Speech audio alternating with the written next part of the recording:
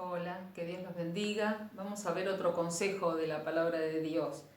En Santiago capítulo 1, versículos 19 dice: Hacedores de la palabra. Por tanto, mis amados hermanos, todo hombre sea pronto para oír, tardo para hablar, tardo para airarse, porque la ira del hombre no obra la justicia de Dios.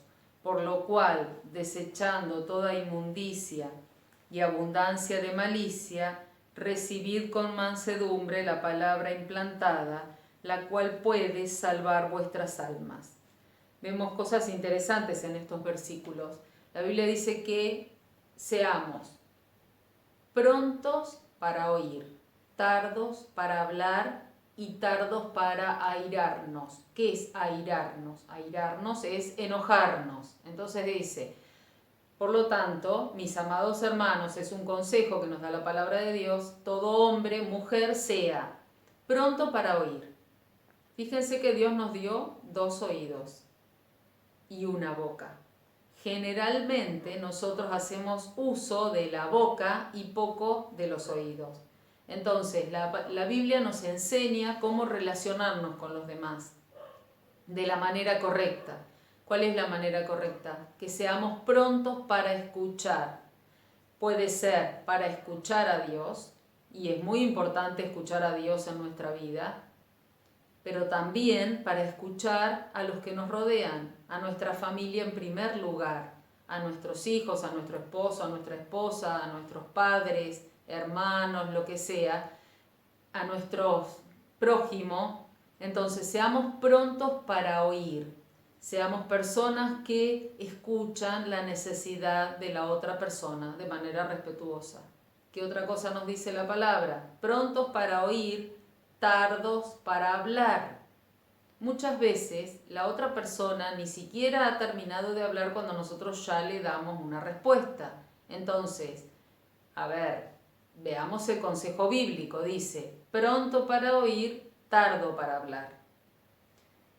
Entonces, tenemos que aprender esto. Escuchamos, ser prontos para oír, para escuchar, y esperar para hablar y pensar antes de hablar, porque si no se originan muchos problemas y muchas enemistades cuando a veces no terminamos de escuchar lo que la persona está diciendo y ya dimos nuestra opinión. Entonces, para relacionarnos de una buena manera, este es el consejo bíblico: ser prontos para oír, ser tardos para hablar, y dice tardos para airarse, y esto tenemos que ponerlo en práctica.